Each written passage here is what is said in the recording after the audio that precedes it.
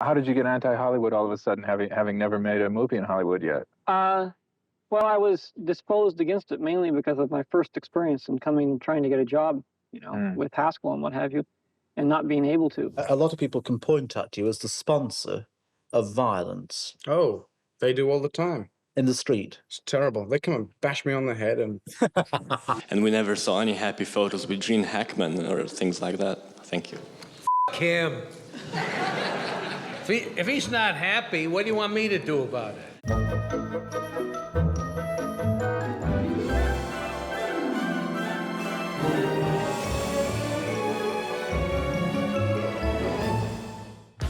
In 1971, the Pentagon Papers increased sentiment against the Vietnam War. I still believe that doesn't get at the fundamental cause. As President Nixon illegally wiretapped the Democratic Party's headquarters. My main concern throughout has been for the safety of the hostages. The Attica prison riots instilled a feeling of unrest, and serial killer Charles Manson was sentenced to life in prison for the deaths of 7 people, including actress Sharon Tate.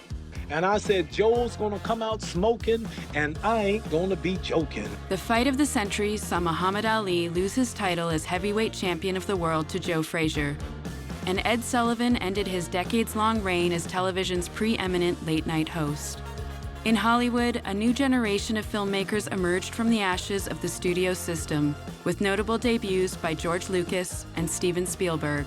An unexpected film sparked Hollywood's interest in the blaxploitation genre, and renegades reigned supreme as counterculture cinema took hold. 1971 is a very interesting year in the development of New Hollywood. So you see the emergence of directors like Steven Spielberg, like George Lucas, and Elaine May. People who had their own personality, had a very specific drive. These were filmmakers that were film students. They were coming out of film school, and they were raised on movies. And they weren't just raised on Hollywood movies, what they saw at their local theaters. They were raised on foreign cinema. They saw Kurosawa films, they saw Fellini, and they were having a major influence on their filmmaking styles and sensibilities. One of the most interesting breakouts in 1971 was Steven Spielberg with his made-for-TV movie turned theatrical feature, Duel. Now, Spielberg had been working in television up to this point. He had directed a few episodes of Columbo, and you can really see where if television was a training ground for Spielberg prior to this, with Duel, he blows the training wheels off. It easily could have been a 20-minute Twilight Zone episode, but Spielberg does such a great job at mining so much out of so little from the moment it starts until the very end. It's basically a perfect thriller. Duel was a chance for Spielberg to show all of his stylistic chops, that he understood the way that you can connect with an audience, even though you may not have the biggest budget, even though that the subject matter may be considered B-movie-ish. If you treat it seriously, then you can make it dramatically compelling in a way that when you read truck chases man on highway for entire movie, may not be. You actually have an instance where Dennis Weaver's character goes to a reptile farm, hoping to have a phone call where he can call the police. I'd like to report a truck driver that's been endangering my life. And instead, the truck barrels down on this reptile farm, crashes into all of the aquariums, and then launches a bunch of snakes onto Dennis Weaver's character. Because it's not enough that a truck is running you down, you have to have a tarantula crawling up your leg and a giant snake also about to attack you.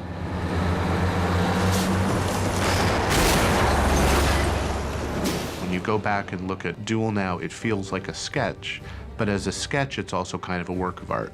This was Steven Spielberg's calling card.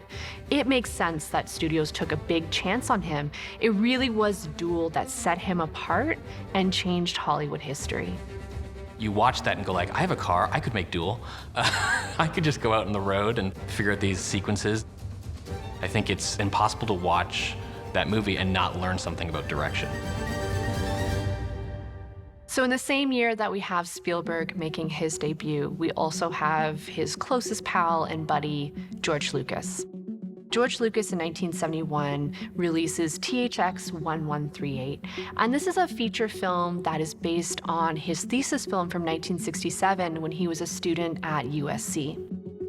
Nowadays, Lucas is, of course, the Star Wars guy, but in the new Hollywood, it's important to remember that George Lucas was considered a technical genius, he was considered very creative, and he was considered one of the most experimental of that group of friends. The point of the story was the, Thex and his realization, more existential ideas involved in making his step to leave. One of my favorite scenes is when THX 1138, or Robert Duvall, is watching TV, because it's like what we're doing now. We're just kind of focusing on something that's fed to us. People aren't thinking for themselves.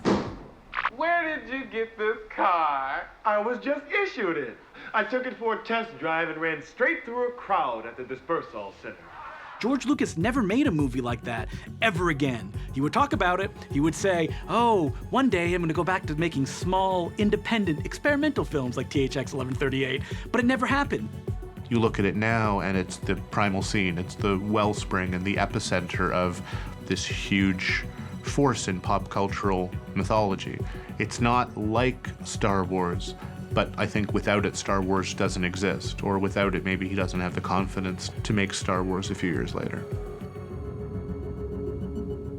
You have a debut from Steven Spielberg, you have a debut from George Lucas, but for me, the most important directorial debut of 1971 is Elaine May with her A New Leaf. She was, of course, one half of the duo Nichols and May. It's my birthday. Did you hear that? It's his birthday. Attention! Attention must finally be paid to such a man! Her comedy partner was director Mike Nichols, who of course by this point had kind of emerged out of New Hollywood and directed The Graduate. A New Leaf would be her chance to do the same. As a woman working in Hollywood, she had no control, but she always fought tooth and nail to get her vision on screen, which is odd, which is funny, which is very distinctly her, especially in A New Leaf, where she co-stars in the picture. It is this zany, dark comedy starring Walter Matthau and Elaine May herself. And Walter Matthau, I don't know about everyone, but I find him very, very sexy in the grumpy man way. There's something about his sort of awkward, grumpy attitude that I can't resist. Henrietta, where is your other arm? Elaine May had a hard time casting this role of the socialite, Henrietta Lowell. So in the end, she just chose herself. This is a character that cannot hold her liquids. And I don't mean that she throws up or she gets sick. I mean, she literally cannot hold a cup of hot liquid. And that is how she meets Walter Matthau's character. Rich, single, isolated. She's about to drop that teacup.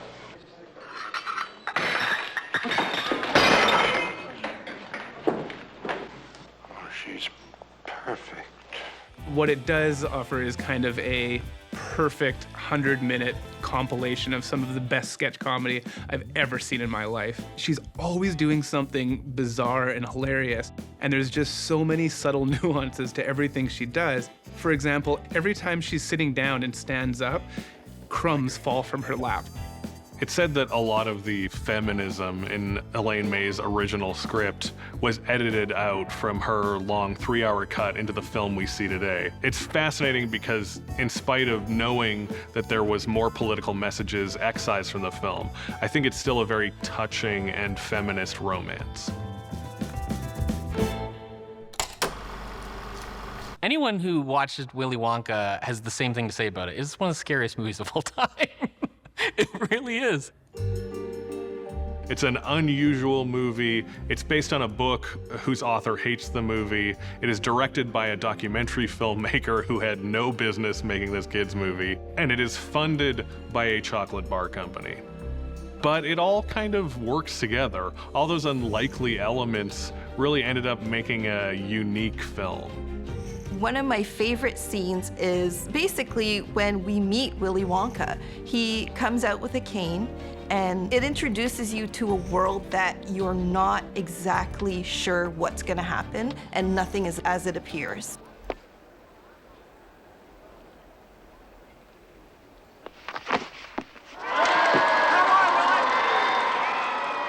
I think that was just one of the most ingenious character introductions of all time, because the whole movie, everyone is just talking about Willy Wonka, Willy Wonka, Willy Wonka. It's like this kind of like secret, who is this guy? And I think only Gene Wilder could have made that kind of harebrained, genius, savant performance so charming. You are now about to enter the nerve center to the entire Wonka factory.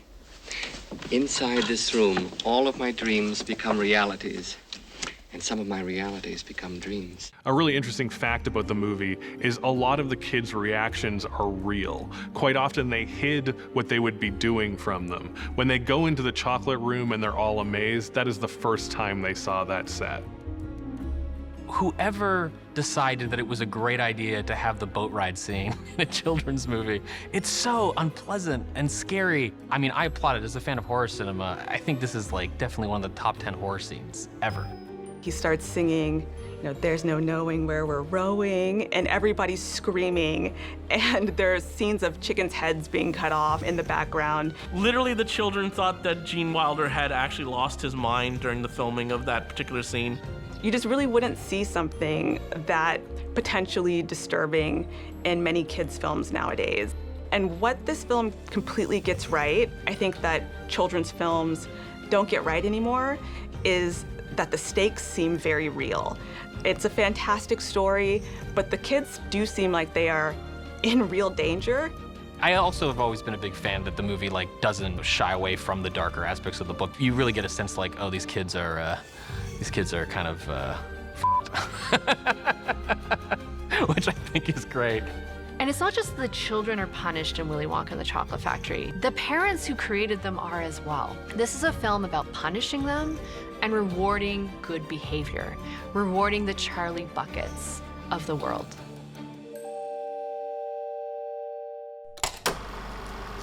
A major trend in 1971 is a look at the oldest profession in the world, sex work. And of course, sex workers appear in film throughout time, but you really see in 1971 a few notable films that took an empathetic, very complex and feminist approach to depicting sex work. I think that Klute is my favorite movie of 1971. This is a story about a sex worker named Bree Daniels, who's played by Jane Fonda. What I really like about this movie is that it's not treated as though sex work is the danger, it's the men that are engaging with the sex work that are the danger. You have the nature of Sutherland's relationship with himself. The movie is named after him, but it's not his movie, it's Bree's movie. It's all about Jane Fonda's character, and that is maybe her best performance. And what's your bag, Klute? What do you like? You a talker? A button freak? You like to have your chest walked around with high-heel shoes? Maybe you like to have us wash your tinkle? Okay. Or do you get it off wearing women's clothes? Jane Fonda winning the Best Actress Oscar for Klute was a massive event. She is somebody who was not quite at the height of her controversy, but she was still well known as an outspoken political activist. And a lot of people, I think, thought she wouldn't win because of that. So this really showed how much Hollywood enjoyed her performance regardless of her politics. I think that Klute gave me an opportunity to show a multi-dimensional character, which is unusual. It's rare that a woman gets a chance to do that. Since characters are usually written by men and directed by men and photographed by men, it's not often that that kind of opportunity comes up, and I'm very grateful for it. Every time I watch it, I love it more. I love the atmosphere. I love her apartment. It's incredible. Just seeing her sitting there alone in her apartment, smoking a joint with by candlelight, it's incredible. It's like single woman goals. Honestly, I think if there wasn't a murder plot and it was just the story of these two people, Klute and Bree, meeting each other and realizing that there's something there, I think that would work too. It's the most grounded thriller I've ever seen. McCabe and Mrs. Miller. What an amazing picture. I think only today people are realizing, critics, movie lovers, that this is a classic. It is directed by Robert Altman. Relatively early in his film career, he had a huge hit with MASH in 1970, and then McCabe and Mrs. Miller is really his follow-up to this giant success. You're convinced it's a real world, it's almost a documentary, and at the same time, it's a great genre picture, but also a subversive genre picture of an anti-Western, which is also at the same time ends up being a great Western. The characters in McCabe and Mrs. Miller want to do a very simple thing: build the best damn whorehouse this side of the border. This movie really doesn't stigmatize sex work. I feel like it sort of normalizes it. There are some scenes, of course, that are a little bit troubling, where there's some of the men that are aggressive towards the women, but otherwise it really treats these women like they're real people, and that they have sort of fun with this, that it's not just a traumatic experience. Let's talk about Warren Beatty in that movie. It's interesting because as a beautiful man, maybe he's trying to downplay it. He's trying to be unattractive, but Warren completely fails at that. One of my favorite scenes is when he's talking to himself. Actually, I love when he talks to himself, but it's especially when he's in that bedroom and he's sort of getting ready and he's just talking, and he's talking to himself, but he's also talking to Julie, and he's talking about his heartache, and you can see him lamenting, why don't you love me? Why don't you like me? And I got poetry in me.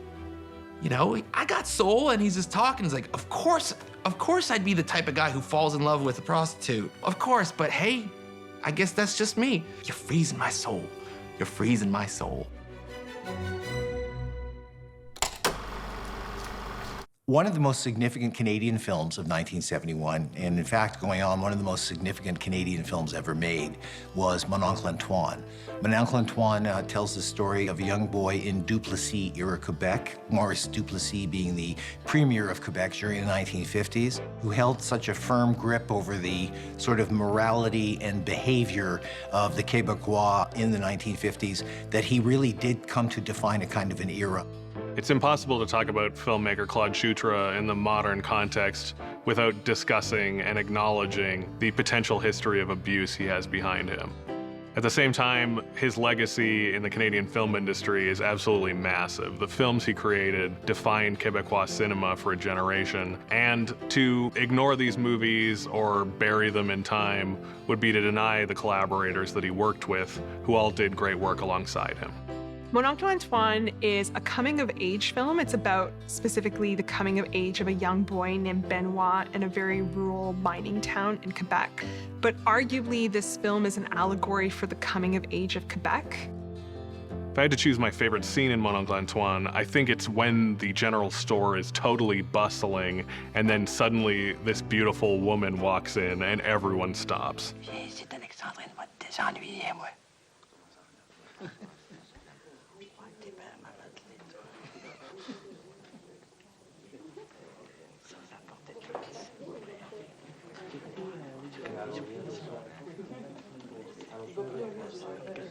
It's just fascinating to see a small community and see how something unusual happening can really become the news of the day. What Chutre was representing here is, this young boy who's discovering who he was, but also who his family was. It's not quite what he thought it was going to be, discovering sort of deceit. And there was some criticism about whether Chutre or not addressed this head on. And I think he did this really in a beautiful, subtle, and tragic way through the lens of this young boy discovering who he is, just as Quebecers were discovering who they were and reclaiming their culture.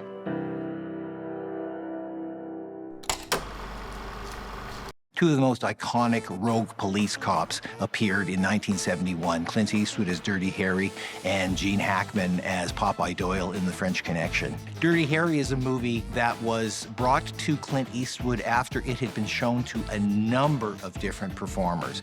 It's directed by Don Siegel, who at that point was an old hand, but he had no problem adapting to the kind of urban action structure of the 70s. This is a guy who made a number of Westerns, and he makes Dirty Harry as a kind of Western. It's just that the city has become lawless. This is a film that uses the real-life Zodiac serial killer and kind of spins a tale that takes place in San Francisco about a cop who will stop at nothing to catch the killer. The killer in this case is called the Scorpio Killer instead of the Zodiac Killer. Clint Eastwood, at the time, was coming off these cowboy movies that had made his image, the spaghetti westerns of Sergio Leone, and he embodies a certain type of American hero that I think only exists in the movies of Clint Eastwood and maybe John Wayne.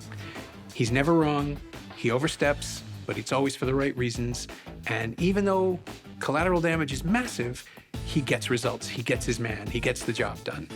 He's a cop that is protecting the West, right? He's taking control of these streets. And I think it says a lot that one of the most iconic scenes in Dirty Harry is that "Do you feel lucky" punk scene. Being this is a 44 Magnum, the most powerful handgun in the world, and would blow your head clean off. You've got to ask yourself one question. Do I feel lucky? Well, do you, punk? If you think about what function Dirty Harry served in 1971 after the Civil Rights era, it's reinforcing the need for cops, right? After all of these black people are talking about police brutality and protesting police brutality, you have a movie like Dirty Harry bringing you your Western hero, showing you why cops need to be able to shoot first and ask questions later. I think Clint Eastwood was very concerned with portraying San Francisco accurately and actually wanted a lot of diversity, but also the film is undeniably ignorant of police violence and police brutality. So it hits a little different when you watch that scene these days. There's something about Eastwood's presence that destabilizes the idea that he is the only good cop. He wears his hair a little long, he's a little slow to respond, he throws his badge away at the end of the movie. That's actually really important. Everybody forgets that. To deny the effectiveness and the exhilaration of Dirty Harry is basically like watching a movie with your eyes closed. It's an amazing movie. I don't think you could do a study of American cinema in the 70s and not include Dirty Harry and not talk about it very seriously, because I think it is one of the key movies of its era, and I think cannot be deconstructed enough. If you thought Eastwood's Dirty Harry was an anti-hero, just wait until Gene Hackman's Popeye Doyle in The French Connection. This is truly an incredible film about a man who is despicable, and yet you're still rooting for. The French Connection was based on an actual case in the early 1960s wherein a French-based drug smuggling gang was being unsuccessfully pursued by a pair of cops named Popeye Doyle and Sonny Grosso, both of whom were real cops. The French Connection is an interesting movie because it really made a massive A-list star out of Gene Hackman. He was a working actor. He was really a supporting player. He obviously is an older guy. He has a certain look. He is not who William Friedkin wanted at all, but he lobbied really hard for the part, and he really connected and became one of the big breakouts of 1971. Hackman was playing a very hard, tough guy who was angry. Hackman himself did not have this anger, but he had it within him. And I tried to get to it every single day. He was more angry at me than he was at the drug dealer. You know, and this is what I intended. And it's one of the reasons why I think his performance is so good. William Friedkin is truly the granddaddy of irresponsible filmmakers. He was inspired to make this film after a conversation with his hero, Howard Hawks, who gave him the advice, make a good chase. Make one better than anyone's ever done before. And he really took that to heart. Part of the ground level realism, of course, extends to the infamous car chase. This is a chase that is made so exciting by these really low-level camera shots, fascinating rigs. And it's also interesting, obviously, because it's a chase between a car and a subway train. It is an elevated train, and this car is just trying to catch it, trying to get it at every stop.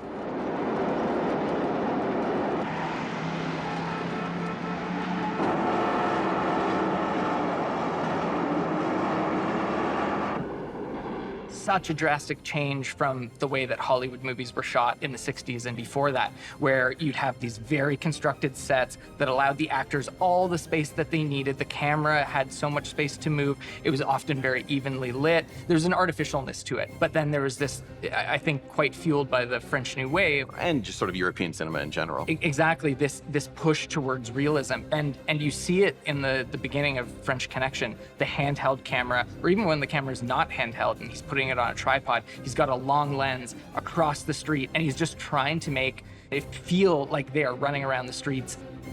The French Connection, like Dirty Harry, also becomes hugely imitated. Not just sequelized, but sort of imitated by people trying to catch that same kind of lightning in a bottle.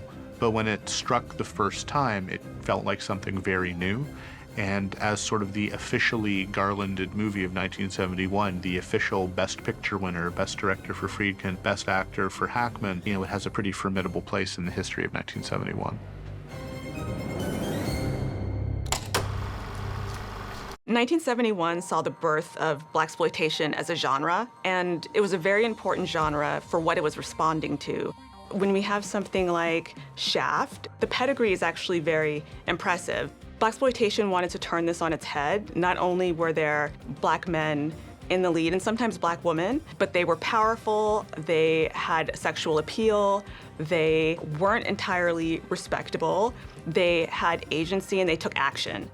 It wasn't until director Gordon Parks was hired to direct Shaft that Shaft became a black detective. What he really wanted to do was make a film that would be fun for black audiences. He wanted to show a black guy winning. Man, I saw Shaft, I was 3 years old. I just like, you know, I was like, my eyes were like popping out of my head, you know. It was like, Richard Roundtree was like my John Wayne.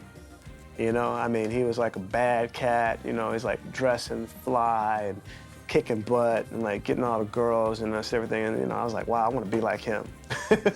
Gordon Parks was an artist and a Renaissance man. He did poetry, he was a renowned photographer. For him to tackle this story of John Shaft, beautifully film it, made people notice this movement and take it very seriously. It wasn't only something that was telling black stories, but it was telling black stories with artistry, it was telling black stories for the black community as well.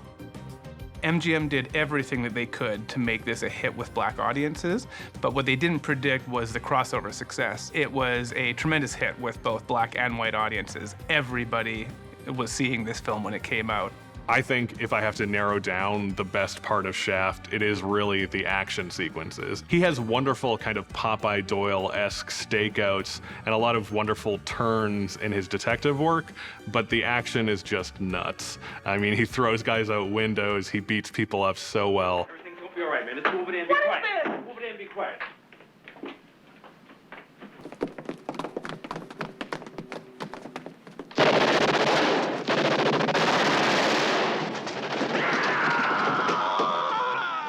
And I think why Shaft really sticks with audiences is it ends with that just barn burner action scene. If you can leave a theater not excited about a guy swinging in through a window and just shooting everybody, you are made of stone. I think it is absolutely a fun action movie on top of all the great revolutionary stuff it did.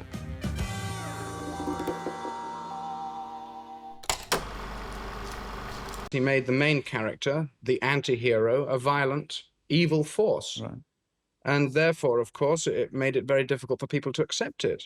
But I think that there's no catch-up in Clockwork Orange. You won't see any blood, slow-motion, dying shots. There's none of that. It's all done in a rather stylized way. A Clockwork Orange is kind of a fascinating movie because it is such a repulsive movie. It's very hard to watch, but just about everyone has seen it. There's a misconception that A Clockwork Orange was banned in the UK. It was given an X rating for obvious reasons, which is sort of a roundabout way of making it unseeable, but it didn't get banned in the UK at all. It got withdrawn in 1973. And the person who led to this film being withdrawn in the UK was Stanley Kubrick himself. So what happened was that there was an incident of violence at a school, and during the court proceedings, the judge attributed the violence to films like A Clockwork Orange, and Stanley Kubrick decided to pull the film. They just thought the violence was excessive, that the sexualized nature of the violence was excessive, that the lack of judgment that the film seemed to have for these scenes of gang violence and gang rape and brutality was excessive. I think Clockwork Orange is excessive. I think that it goes out of its way to be over the top in terms of its art direction.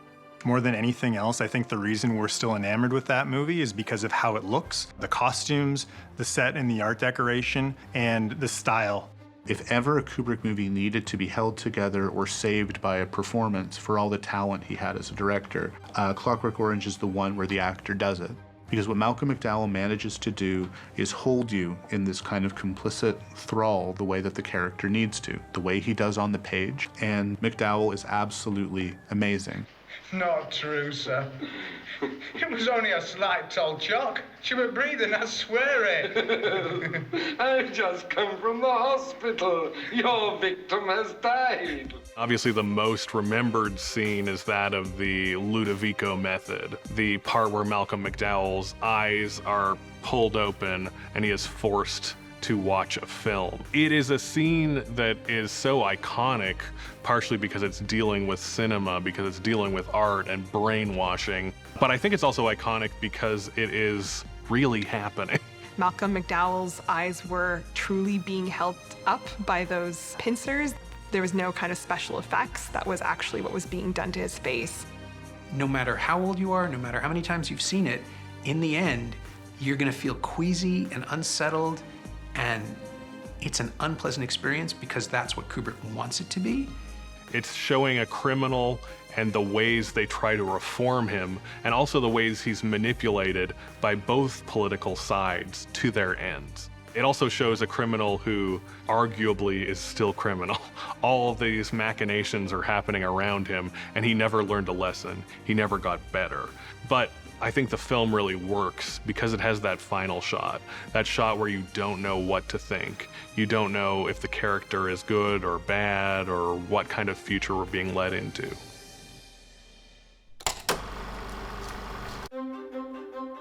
I would have loved to have been in an audience in 1971 watching The Last Picture Show. It was this weird little nothing movie from an unknown filmmaker. And here he is making a movie about the end of all of it in the 1950s. It's unusual in 1971 to have black and white films. Bogdanovich decided that The Last Picture Show, a film set in Texas, should be filmed in black and white.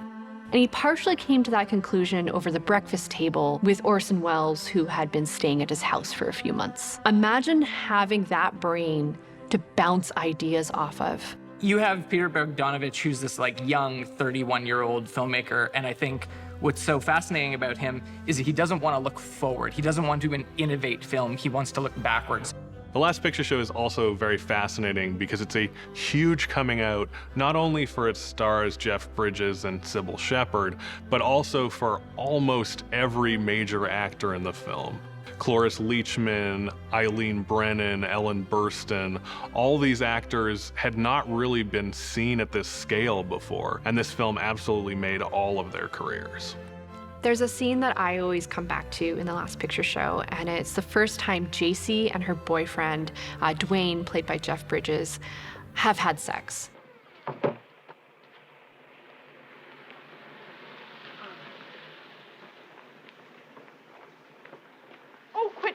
I don't think you did it right anyway.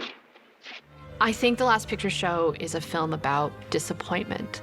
It's also a film about how America's ideals didn't really exist. There is a movie theater in this small Texan town, very poorly attended, but like you can make out with a girl in the back. There's the beautiful lit up marquee. They're changing the movie posters immediately after like the last night's showing of a film. It's a coming of age movie where the world is coming of age, but it's presented as though it is a present day movie being shot with vintage equipment. There's contemporary sensibility being captured by ancient machinery, and I love that. I think there's something about this small town America that feels like it's been left behind but doesn't realize it's been left behind. There's a sadness in that film that is quite powerful and that has stayed with me for years and years since I've seen the film.